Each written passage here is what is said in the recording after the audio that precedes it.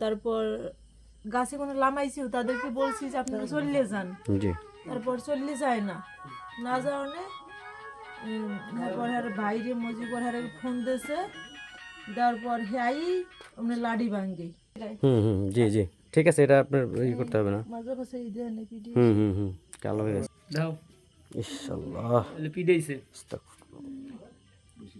ওই পাশে দাও, ওই পাশে পিডাইছে না, ওই পাশে দাও, জায়গায় দাও, এরা পোলার মতন দাও।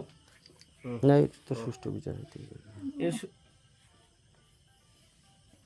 যে জায়গা পিডাইছে দেখা তো রাখ দেখাইছোস, হ্যাঁ ওই যে পিডাইছে শাখা ভাঙ্গি গেছে, হাতে শাখা ছিল পিডেনের ঠেলায় ভাঙছে। কাটতে দিন নাই তো সেদিন মারামারি হয় নাই, মজিবর ফোন দিয়ে কইতেছে একটা লোক পাঠাইতেছে মাহাতাব কইছে তুই যা, একখান দিয়ে ঠাল কাটছে এই কাজে কোনো এই পিডের নামা লাগছে, কাটতে দিন নাই সেদিন।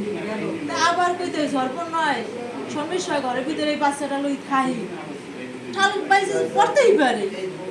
তাহলে গাছ আপনার ঘরের সামনের গাছ, এটা হলো আপনার মালিকানা গাছ। হ্যাঁ কারণ দুর্গারে কাজ মানে ওটা হয়েছে কি মানে একটা মন্দিরের সম্পত্তি, ঠিক আছে, এটা আমার দাদা শ্বশুর এটা সম্পত্তির মনে করেন এই দায়িত্ব হ্যাঁ আমার মায়ের দিয়ে গেছে, মানে আমার দাদু সম্পত্তির দায়িত্ব দিয়ে গেছে, আরে যে যেটা করবে এই দিন বুঝছেন। এখন এইরকম পরে কার্য এরকম অনেকবার করছে, মানুষ দিয়ে মানুষ পিটে, মানুষ দিয়ে মানুষ পিটে। এক সময় ওই মজিবর অনেক দূরে দূরে রয়েছে, মানে ফোনের মাধ্যমে অনেক জ্বালাইছে, ফোনের মাধ্যমে মানে ধরা ছোঁয়ার বাহিরে রয়েছে।